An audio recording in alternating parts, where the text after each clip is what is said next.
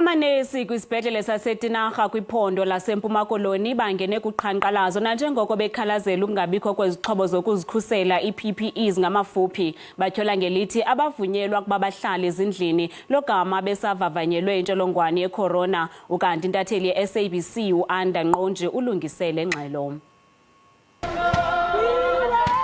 Abasebenzi base Provincial Hospital isibhedlele salapha eTinarha baphume ngobuninzi babo bezokuqhankqalaza bekhankqalazela ukungabikho kwesinxibo esisaneleyo sokubakhusela ngexesha le-COVID-19 benezikhalazo zokuba kwesi sibhedlele kukhona abantu ababini kungakumbi izigulane ezo zithe zavavanyelwa intsholongwane ye-COVID-19 bafunyaniswa benayo kwaye zebasweleka ngenxa yaloo nto. Aba basebenzi bathi susela ngoko akukhange kube khona ntshukumo ezingako.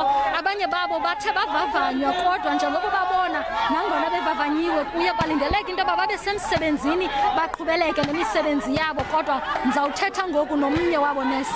Mama, khawukhe usicacisele mama into yoba kuthani nidibene niqhankqalaza apha namhlanje?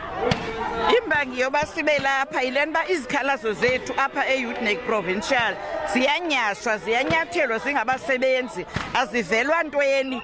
Uthi xa ufuna ukhalaza ufuna abasebenzi babe selukhuselekweni uthenjiswe into yoba ungawuyeka umsebenzi.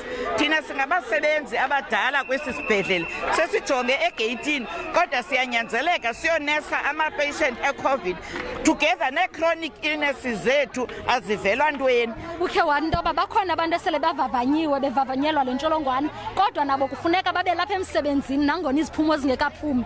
Ithini le nto? Injalo loo nto mntanam. Bakhona abasebenzi bevavanyelwa le COVID.